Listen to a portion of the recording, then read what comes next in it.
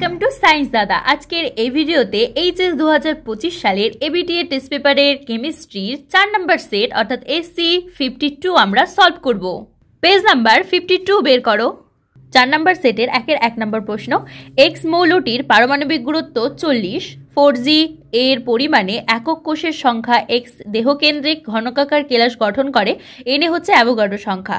তাহলে এক্ষেত্রে এর বলছে দেখো কত, এ বলেছে n/5, বিতে বলেছে na/10, সিতে বলেছে na/20, ডিতে বলেছে 2na।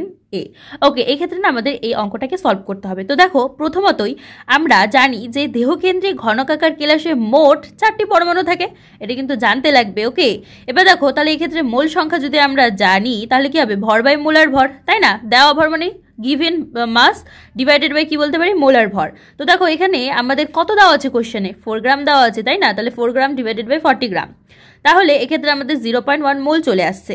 এবার মোট পরমাণুর সংখ্যা সমান সমান আমরা কি জানি, মোল সংখ্যা ইন্টু অ্যাভোগাড্রো সংখ্যা।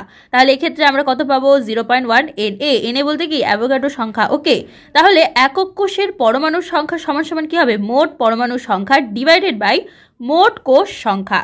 তাহলে মোট পরমাণুর সংখ্যা আমরা কত পেলাম, 0.1 এনএ ডিভাইডেড বাই মোট কোষ সংখ্যা কত, 4। তাহলে আমাদের অ্যান্সার আসলো এনএ ডিভাইডেড বাই 20।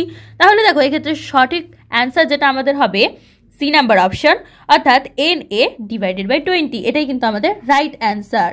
ওকে, দেখো অঙ্কটা আমি করে দিয়েছি। দেওয়া মোল কি, মোল সংখ্যা, দেওয়া ভর বাই মোলার ভর, মানে এক্ষেত্রে আমাদের কত এলো, 0.1 মোল। তারপর মোট পরমাণুর সংখ্যা কি এলো, 0.1 এনএ, তাই তো? এবার তাহলে মোট কোষ সংখ্যা কি হবে, 0.1 na/4, মানে na/20, অর্থাৎ সি নাম্বার অপশন আমাদের ক্ষেত্রে রাইট। এরপরে 2 নম্বর কোশ্চেন, একটি তড়িৎ রাসায়নিক কোষের কোষ ধ্রুবক কোনটি? দেখো এতে বলেছে r²k, বিতে বলেছে rk, সিতে বলেছে k/r, ডিতে বলেছে r/k। তো এক্ষেত্রে সঠিক উত্তর যেটা হবে আমাদের ডি নাম্বার অপশন, অর্থাৎ r/k হবে। এবার দেখো 3 নম্বর প্রশ্ন, প্রদত্ত শর্তগুলির মধ্যে যেটি অধিশোষণের ক্ষেত্রে প্রযোজ্য নয় তা হলো, এতে বলেছে ΔH > 0, বিতে বলেছে ΔG < 0, সিতে বলেছে ΔH < 0, ডিতে বলেছে ΔS < 0। তো প্রথমত আমাদের জানতে লাগবে অধিশোষণ একটা কি এক্সোথার্মিক প্রক্রিয়া, তাই তো? অর্থাৎ এতে কি তাপ উৎপন্ন হবে, তাই ΔH < 0 যেহেতু বলছে তাহলে এটা হবে না, তাই তো? এখানে কি বলছে, প্রযোজ্য নয়। তাহলে এক্ষেত্রে সঠিক উত্তর যেটা হবে আমাদের এ নাম্বার অপশন, ΔH < 0। ওকে, এবার নেক্সট কোশ্চেন 4 নাম্বার, কোনটি অ্যামোনিয়ার সঙ্গে বিক্রিয়ায় কালো পদক্ষেপ দেবে? এতে বলেছে ZnSO4, বিতে বলেছে Ag2Cl2, সিতে বলেছে NH4OH, ডিতে বলেছে FeCl3। তো এক্ষেত্রে সঠিক উত্তর যেটা আমাদের হবে সেটা হবে বি নাম্বার অপশন, অর্থাৎ Ag2Cl2। দেখো মার্কিউরাস ক্লোরাইড অর্থাৎ Ag2Cl2 কে আমরা কি বলি, মার্কিউরাস ক্লোরাইড, অ্যামোনিয়ার সাথে বিক্রিয়া করে কি করে, কালো রঙের মার্কিউরিক অ্যামাইড অর্থাৎ AgNH2Cl তৈরি করে। তাহলে এক্ষেত্রে সঠিক উত্তর কি দাঁড়ালো আমাদের, বি নাম্বার অপশন, অর্থাৎ Ag2Cl2। এবার নেক্সট 5 নম্বর কোশ্চেন, নিচের কোন পরমাণু জোড়টির আকার একই হয়? এতে বলেছে Zr এবং Nb, বিতে বলেছে Zr এবং Tc, সিতে বলেছে Ru এবং Nb, ডিতে বলেছে Cr এবং Zr। তো এক্ষেত্রে সঠিক উত্তর যেটা হবে আমাদের সি নাম্বার অপশন, অর্থাৎ Ru এবং Nb এক্ষেত্রে সঠিক অ্যান্সার। দেখো Ru বলতে কি রুথিনিয়াম, আর Nb বলতে আমরা জানি নিওভিয়াম, তাই তো? এদের দুজনের যদি আমরা পারমাণবিক ব্যাসার্ধ চিহ্নিত করি বা আকার, সেটা প্রায় সেম। দেখো আমরা যদি Ru এর অটোমিক নাম্বার ভাবি তাহলে কত হয়, 44, আর এর অটোমিক রেডিয়াস কত, 134 পিকোমিটার, ঠিক আছে? আর Nb এর ক্ষেত্রে যদি ভাবি তাহলে এর পারমাণবিক সংখ্যা হচ্ছে কত, 41, আর অটোমিক রেডিয়াস কত, অ্যাটমিক রেডিয়াস হচ্ছে 134, মানে প্রায় সেম, তাই না? সেজন্য এখানে সঠিক উত্তর কি হবে, Ru এবং Nb।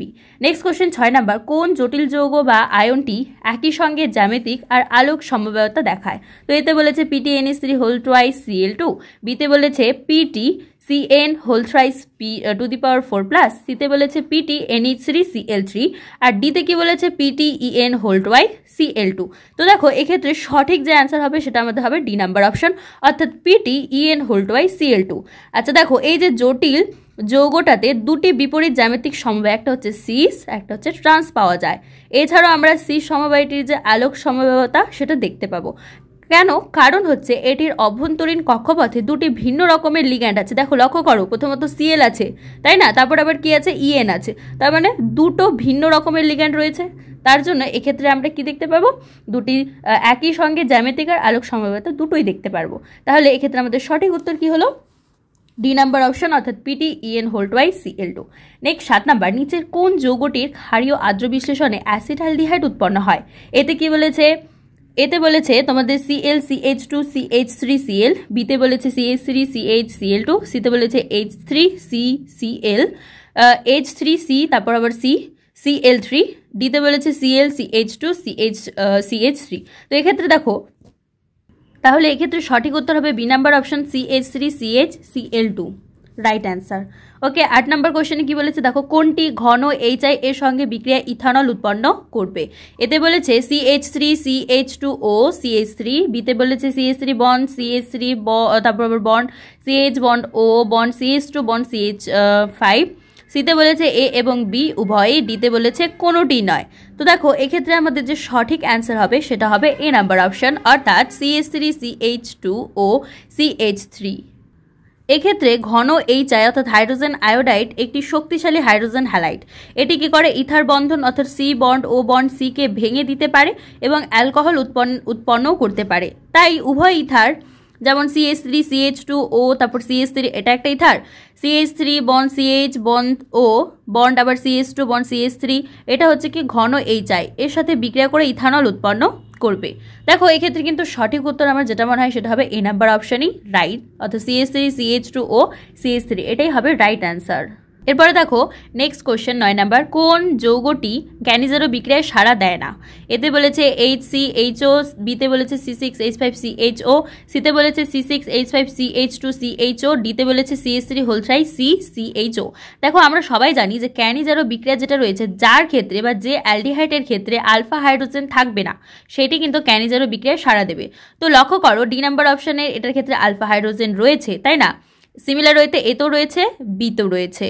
কিন্তু সি এর ক্ষেত্রে দেখো C6H5CH2CHO, এক্ষেত্রে কিন্তু কোনো আলফা হাইড্রোজেন, মানে এক্ষেত্রে আলফা হাইড্রোজেন উপস্থিত, আর বাকি বাদ এগুলোর ক্ষেত্রে কিন্তু নাই।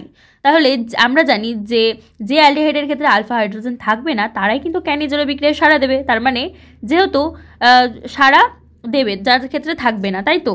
যেহেতু C6H5CH2CHO এর ক্ষেত্রে আলফা হাইড্রোজেন আছে, সেজন্য এটা কি করবে? গ্যানিজারো বিক্রিয়ায় সাড়া দেবে। এক্ষেত্রে আলফা হাইড্রোজেন আছে, সেজন্য এটাই হবে রাইট অ্যান্সার। তার মানে আমাদের সি নাম্বার অপশন হচ্ছে রাইট। ওকে, এবার দেখো নেক্সট প্রশ্ন কি বলেছে, যে নিচের কোন যৌগটি ডায়াজোটাইজেশন ঘটে না? এতে বলেছে C6H5NH2, বিতে বলেছে C6H5CH2NH2, সিতে বলেছে CH3 বন্ড C6H4NH2 আর ডিতে কি বলেছে O2N bond C6H4 bond NH2। তো এক্ষেত্রে সঠিক উত্তর যেটা আমাদের হবে সেটা হবে বি নাম্বার অপশন রাইট। দেখো এক্ষেত্রে কি, এই যে কম্পাউন্ডটা আছে এর ক্ষেত্রে কি বলছে যে ডায়াটোটাইজেশন ঘটবে না। কারণ কি? কারণ এক্ষেত্রে দেখো এর ক্ষেত্রে 2 ডিগ্রি অ্যামিন রয়েছে, তাই না? এটা হচ্ছে 2 ডিগ্রি অ্যারোমেটিক একটা যৌগ। ওকে, সেজন্য এই ক্ষেত্রে কি হবে না? ঘটবে না বা ঘটে না। তাহলে আমরা কি জানলাম? যে এটা হচ্ছে একটা 2 ডিগ্রি অ্যামিন, সেজন্য এটা ডায়াজোটাইজেশন বিক্রিয়ায় সাড়া দেবে না বা ঘটবে না। ওকে, এরপর নেক্সট কোশ্চেন দেখো কি বলেছে, প্রদত্ত কোনটি পিউরিন বেস? এতে বলেছে গুয়ানিন, বিতে বলেছে থাইমিন, সিতে বলেছে সাইটোমিন আর ডিতে বলেছে ইউরাসিল। তো এক্ষেত্রে সঠিক উত্তর হবে গুয়ানিন, অর্থাৎ আমাদের এ নাম্বার অপশন হচ্ছে রাইট, গুয়ানিন রাইট। ওকে, গুয়ানিনের পাশাপাশি অ্যাডিনিনও কিন্তু কি হয়? পিউরিন বেস হয়, ঠিক আছে? এবার সাইটোসিন, থাইমিন, ইউরাসিল এগুলো হচ্ছে পিরিমিডিন বেস। তো কোশ্চেনে তোমাকে পিরিমিডিন বেসও বলতে পারে, তাহলে মনে রেখো সাইটোসিন, থাইমিন, ইউরাসিল এগুলো হচ্ছে পিরিমিডিন বেস। এবার নেক্সট কোশ্চেন দেখো কি বলেছে, পলিয়েস্টার পলিমারের উদাহরণ হলো? এতে বলেছে টেরিলিন, বিতে বলেছে নাইলন, সিতে বলেছে পিভিসি অর্থাৎ পলিভিনাইল ক্লোরাইড, ডিতে বলেছে রবার। তাহলে দেখো এক্ষেত্রে সঠিক উত্তর হবে এ নাম্বার অপশন টেরিলিন। টেরিলিন কি? পলিইথিলিন টেরেফথ্যালোড বা PETও বলা হয়। এটি একটি হচ্ছে পলিস্টার পলিমার। এটি হচ্ছে কি টেক্সটাইল, তারপর হচ্ছে বোতল, অন্যান্য পণ্য তৈরিতেও ব্যবহার করা হয়। এবার 13 নম্বর কোশ্চেনে কি বলছে, স্যালন হলো? এ নাম্বারে বলেছে অ্যান্টিসেপটিক, বিতে বলেছে অ্যান্টাসিড, সিতে বলেছে ট্রাঙ্কুলাইজার, না ডিতে বলেছে অ্যান্টিসেপটিক। তো অবশ্যই এটা আমরা জানি যে স্যালন হচ্ছে একটা কি অ্যান্টিসেপটিক, তাই না? স্যালন বা এটাকে ফেনলও বলা হয়, ঠিক আছে? একটি অ্যান্টিসেপটিক হিসেবে কাজ করে। এটি কি জীবাণুমুক্ত করতেও ব্যবহার করা হয়। এবারে লাস্ট কোশ্চেন কি, 14 নম্বর, আর্সেনিক ড্রাগ যে রোগের চিকিৎসায় ব্যবহৃত হয় তা হলো তাহলে কি হবে এক্ষেত্রে? টাইফয়েড হবে না কলেরা হবে না সর্দি হবে না সিফিলিস হবে। তো এটা আমরা জানি আর্সেনিক ড্রাগ যেহেতু, তাহলে এটা হবে সিফিলিস রোগের ক্ষেত্রে। আর্সেনিক যৌগগুলি সিফিলিসের চিকিৎসায় ব্যবহৃত হয়, যেমন হচ্ছে কি যে সালভারসান একটি আর্সেনিক যুক্ত ওষুধ, যা কি করে সিফিলিনের চিকিৎসায় ব্যবহার করা হয়। এবার দেখো 2 এর কোয়েশ্চেনগুলি আমরা সলভ করব। 1 নম্বরে কি বলেছে? তড়িৎ রাসায়নিক তুল্যাঙ্কের একক কি? তো তড়িৎ রাসায়নিক তুল্যাঙ্কের একক আমরা সবাই জানি, এটা কি হবে? কিলোগ্রাম পার কুলম, তাই তো, বা কেজি পার সি বলতে পারো। এবার নেক্সট কোশ্চেন কি বলেছে? হিমোগ্লোবিনের স্বর্ণ সংখ্যা 0.03 বলতে কি বোঝায়? এটা অনেক একটা মোস্ট ইম্পর্টেন্ট কোশ্চেন। এখানে যেমন হিমোগ্লোবিন বলেছে, অনেক সময় স্টার্চের স্বর্ণ সংখ্যা, স্টার্চের ধরো বলে দিল 0.02 বা স্টার্চের বলতেও কি বোঝো, এরকম করে কিন্তু কোশ্চেন দেবে তোমাকে। ওকে, তো দেখো হিমোগ্লোবিনের স্বর্ণ সংখ্যা 0.03 বলতে বোঝায় 1 লিটার জলে 0.03 গ্রাম হিমোগ্লোবিন দ্রবীভূত করলে সোনার 1 গ্রাম কণিকাকে স্থিতিশীল করে রাখতে পারে। ঠিক আছে, এবার দেখো নেক্সট কোশ্চেন কি বলেছে? অথবাতে কড লিভার অয়েল কোন জাতীয় ইমালসন? কড লিভার অয়েল একটি তৈলাক্ত জলীয় ইমালসন। এতে কি তেলের কণিকা জলীয় মাধ্যমে ছড়িয়ে থাকে, তাই না? 3 নম্বর কোশ্চেন কি বলেছে? Ni2+ আয়নের চৌম্বক ভ্রামক কত? তো Ni স্পিন অনলি বলতে পারো, বা চৌম্বক ভ্রামকের মান আমাদের বের করতে হবে। তো দেখো আমরা প্রথমত এক্ষেত্রে ইলেকট্রন বিন্যাসটা লিখে নেব। তো Ni2+ আয়নের ইলেকট্রন বিন্যাস কি হবে? আর্গন 3d8 হবে। মনে রেখো আর্গন 3d8। ওকে, এবার দেখো এই ক্ষেত্রে অজোড় ইলেকট্রনের সংখ্যা যদি তুমি ভাবো, তাহলে এই ক্ষেত্রে কতটি রয়েছে? 2টি। এবার আমরা ফর্মুলা কি জানি? যে চৌম্বক ভ্রামক সমান সমান নিউ সমান সমান কি হয়? √n × n+2 bm। bm বলতে কি? Bohr magneton. ঠিক আছে, তো এই ক্ষেত্রে দেখো n এর মান আমরা 2 পেলাম, তাহলে √এর ভিতর কি হবে? n এর মান 2 × n+2 লিখছিলাম, তাই না? তাহলে n এর মান আবার 2 বসাও, তাহলে 2+2 হলো। তাহলে এই ক্ষেত্রে √8 বোর ম্যাগনেটন। তো এটাকে আমরা অ্যাপ্রক্সিমেটলি 2.83 বোর ম্যাগনেটন বলতে পারি। তার মানে এক্ষেত্রে আমাদের চৌম্বক ভ্রামকের মান কত এলো? 2.83। এবার বলছে ম্যাগালড্রেট কি? ম্যাগালড্রেট হচ্ছে ম্যাগনেসিয়াম হাইড্রোক্সাইড অর্থাৎ MgOH হোল টুয়াইস। এটা জানো তোমরা, ম্যাগনেসিয়াম হাইড্রোক্সাইডের সংকেত, এর একটি বাণিজ্যিক নাম। তার মানে ম্যাগালড্রেট কি? ম্যাগনেসিয়াম হাইড্রোক্সাইডের বাণিজ্যিক নাম। এটি একটি অ্যাসিড নিরপেক্ষক এবং অ্যান্টাসিড হিসেবেও কাজ করে। এটি কি করে? অতিরিক্ত অ্যাসিডিটি কমাতে, তারপর অম্বল, তারপর পেটের ভিতরে যে জ্বালাপোড়া করে সেই সব উপশম করতেও কিন্তু ব্যবহার করা হয়। খাদ্যদ্রব্য অ্যান্টিটক্সিন যোগ করা হয় কেন? তাই তো, এখানে নেক্সট কোশ্চেন কি বলছে? খাদ্যদ্রব্যে অ্যান্টিটক্সিন যোগ করার কারণ কি? অ্যান্টি অক্সিডেন্ট খাদ্যদ্রব্যে অক্সিজেনের সাথে বিক্রিয়া করে কি করে বলো তো? খাদ্যের যে অক্সিডেশন বা ক্ষয়টা সেটা হ্রাস করে দেয়। এবার এটি খাদ্যের স্বাদ, গন্ধ এবং রঙকে দীর্ঘস্থায়ী করে এবং খাদ্যকে দীর্ঘ সময় ধরে তাজা রাখে। সেই জন্য আমরা খাদ্যদ্রব্যে কী করি? অ্যান্টিটক্সিন যোগ করি। এবার নেক্সট 3 কোশ্চেনগুলি আমরা সলভ করব 2 মার্কের। এ নাম্বারে কি বলেছে? 0.01 মোলাল গ্লুকোজ দ্রবণ অপেক্ষা 0.01 মোলাল NaCl দ্রবণের বাষ্পচাপ কম ড্যাশ ব্যাখ্যা করো। এটা আমাদের ব্যাখ্যা করতে হবে। আমরা প্রথমে জেনে নিই যে বাষ্পচাপ অবনমনটা কি। ধরো কোনো একটা দ্রাবকে যখন কোনো দ্রাব্য দ্রবীভূত হয়, তখন দ্রাবণের কি হয়? পৃষ্ঠতলে উপস্থিত দ্রাবকের যে অণুগুলি রয়েছে সেটার সংখ্যা কমে যায়। এবার ফলে দ্রাবকের বাষ্পচাপ বিশুদ্ধ দ্রাবকের বাষ্পচাপের চেয়ে কম হয়। এই ঘটনাকে আমরা বাষ্পচাপ অবনমন বলি। এবার দেখো এক্ষেত্রে গ্লুকোজ কি? গ্লুকোজ একটা হচ্ছে অআয়নিক পদার্থ, অর্থাৎ এটাকে যদি আমরা জলে দিই তাহলে এটা কিন্তু কোনোভাবেই দ্রবীভূত হবে না। দ্রবীভূত হয়ে কি করবে? আয়নে বিভক্ত হবে না, অর্থাৎ কোনো ক্যাটায়ন বা অ্যানায়ন জলের মধ্যে দেবে না এবং তড়িৎ পরিবহন করবে না। ঠিক আছে, এক কথায় বলতে গেলে ফলে দ্রবণে মোট কণার সংখ্যা কি হবে? কম থাকবে। কোনো আয়নই তো দিচ্ছে না, তাহলে কণার সংখ্যা কি থাকবে? কম থাকবে। এবার NaCl অর্থাৎ সোডিয়াম ক্লোরাইডের কথা ভাবো। সোডিয়াম ক্লোরাইড একটা কি? আয়নিক পদার্থ, অর্থাৎ এটা জলে কি দেয়? Na+ আর Cl- আয়ন দেয়। জলে দ্রবীভূত হলে এটা Na+ Cl- আয়নে বিভক্ত হয়। ফলে দ্রবণে মোট কণার সংখ্যা কি হয়? গ্লুকোজ দ্রবণের তুলনায় বেশি হয়। এবার রাউলের সূত্র অনুযায়ী আমরা কি জানি? বাষ্পচাপ অবনমন দ্রবণে দ্রাব্যের কণার সংখ্যার কি হয়? সমানুপাতিক হয়, অর্থাৎ কণার সংখ্যা যত বেশি হবে বাষ্পচাপ অবনমনও তত বেশি হবে। সেজন্যই আমরা বলতে পারি NaCl দ্রবণে কণার সংখ্যা গ্লুকোজ দ্রবণের তুলনায় বেশি হওয়ায় NaCl দ্রবণের বাষ্পচাপ গ্লুকোজের দ্রবণের তুলনায় আরও বেশি পরিমাণে কমে যাবে বা কমবে। অথবাতে বলেছে 25 ডিগ্রি সেলসিয়াস উষ্ণতায় বিশুদ্ধ জলের বাষ্পচাপ 23.62 মিলিমিটার, তাহলে 50 গ্রাম জলে 1.5 গ্রাম ইউরিয়া দ্রবণের বাষ্পচাপ কত হবে? এক্ষেত্রে আমাদের অঙ্কটা করতে হবে। এক্ষেত্রে আমাদের ফর্মুলা হবে P = P0 x দ্রাবক। দেখো P0 এর মান কোশ্চেনে বলে দিয়েছে 23.62 mmHg অর্থাৎ মিলিমিটার Hg। জলের ভর দেখো 1.5 গ্রাম দেওয়া আছে। এবার জলের মোলার ভর যেটা সেটা তোমরা সবাই জানো, এটা 18 গ্রাম পার মোল হবে। আর ইউরিয়ার মোলার সংখ্যা কত? 60 গ্রাম পার মোল কোশ্চেনে দেওয়া আছে। তাহলে জলের মোল সংখ্যা এক্ষেত্রে কত হবে? 50 গ্রাম ডিভাইডেড বাই হবে 18 গ্রাম পার মোল অর্থাৎ 2.78 মোল।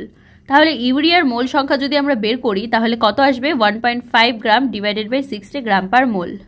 এটা ক্যালকুলেশন করে আসে 0.025। এবার দেখো দ্রাবক অর্থাৎ জলের যদি আমরা মোল সংখ্যা বের করি মানে এক্স দ্রাবকের ক্ষেত্রে, তাহলে আমরা ফর্মুলায় লিখবো যে জলের মোল সংখ্যা ডিভাইডেড বাই জলের মোল প্লাস ইউরিয়ার মোল সংখ্যা।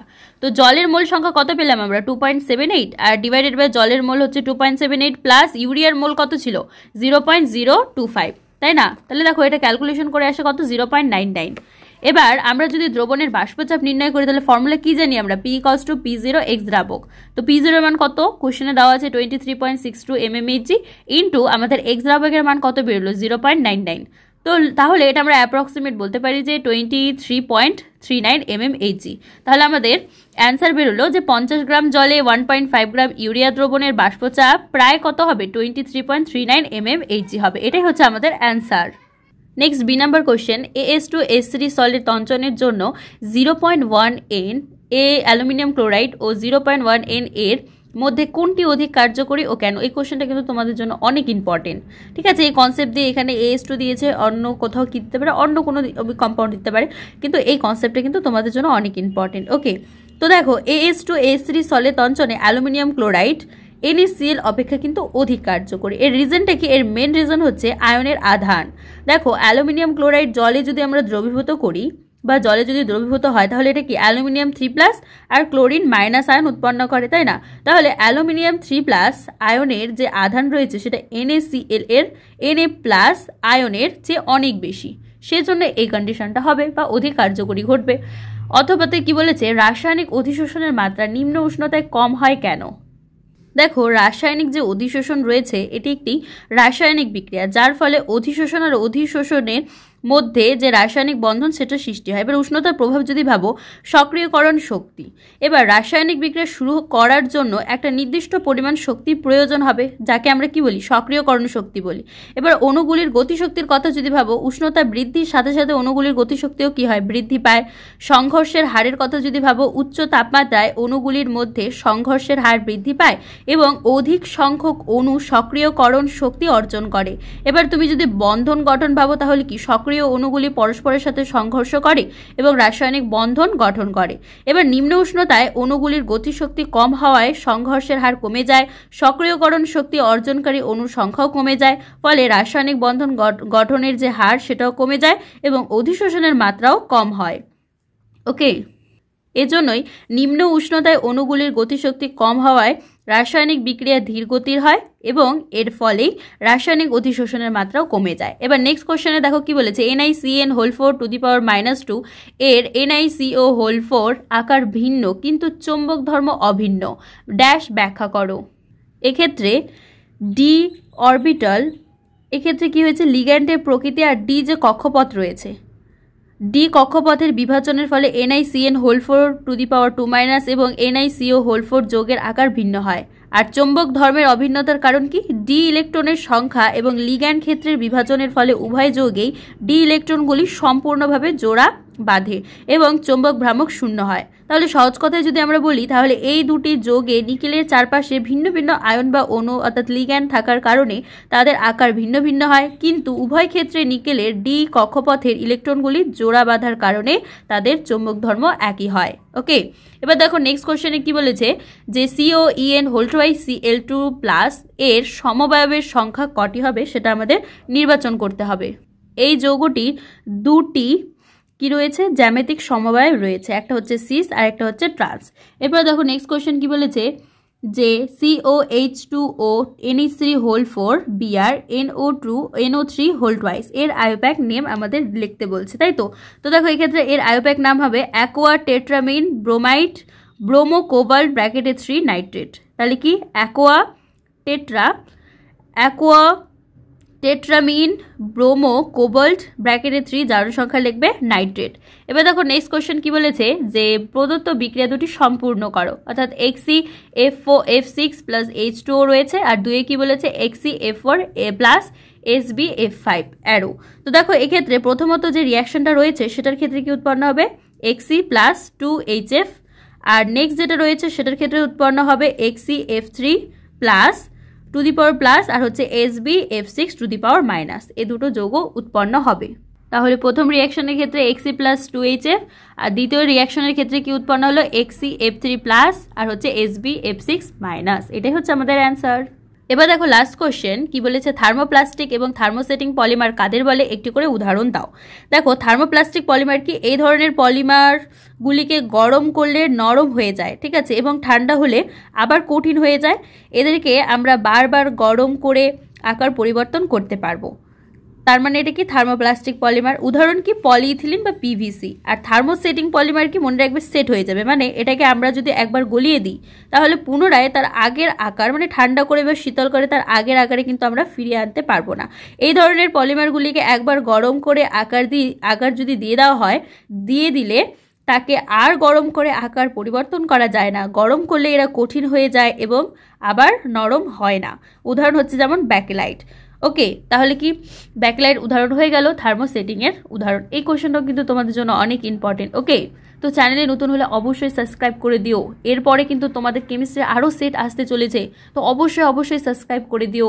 এছাড়াও ম্যাথামেটিক্স, ফিজিক্স, তারপর হচ্ছে বায়োলজি, এইগুলোরও ফুল এবিটিএস সলিউশন তোমাদের জন্য আমরা নিয়ে আসবো। তো অবশ্যই সাপোর্ট করো, সাবস্ক্রাইব করে দিও, আর তোমাদের বন্ধু বান্ধব আর ভিডিওটাকে প্রচুর শেয়ার করে দিও তোমাদের বন্ধু বা ফ্রেন্ডের মধ্যে, অবশ্যই শেয়ার করে দিও।